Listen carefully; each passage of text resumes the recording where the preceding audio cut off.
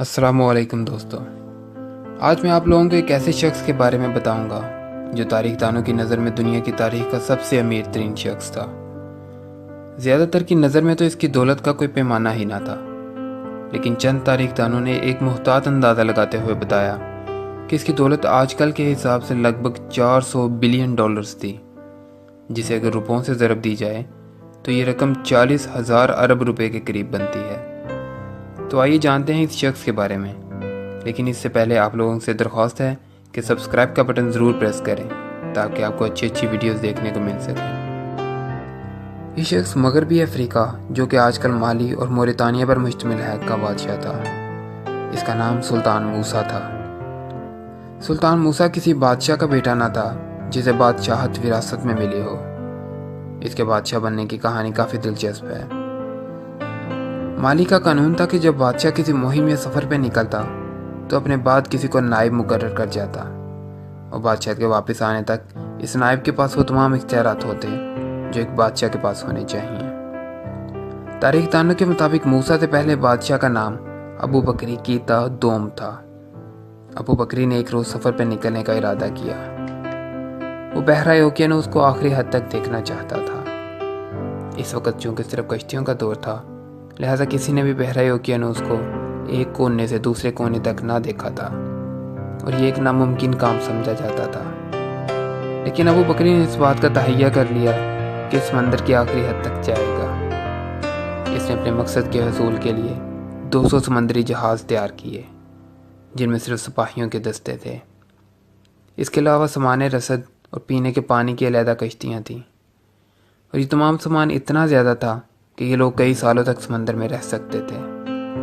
और बादशाह ने ये ऐलान कर रखा था कि इस वक्त तक वापस नहीं लौटेंगे जब तक समंदर की हदों तक ना पहुंच जाएं या हमारा रसद ख़त्म हो जाए। और फिर बादशाह अपने सफ़र पर निकल खड़ा हुआ। काफ़ी अरसा गुजर जाने के बाद तमाम कश्तियों में से सिर्फ एक ही कश्ती वापस लौटी।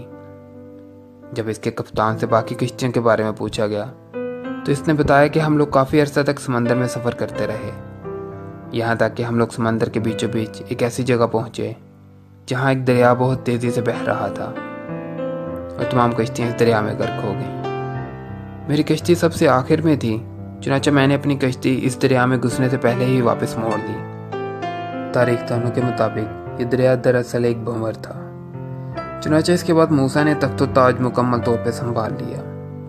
माली का ये इलाका, जिसमें सुल्तान मूसा की हुकूमत थी, सोने की कानों से भरा पड़ा था, और इसे पूरा इख्तियार था कि वो इसे जहाँ और जैसे चाहे खर्च कर सकता था, जिसकी बदौलत तारीख दान इसे दुनिया की तारीख का अमीर तरीन शख्स करार देते हैं, जिसकी दौलत आज के रुपयों में 40,000 अरब के करीब बनती है।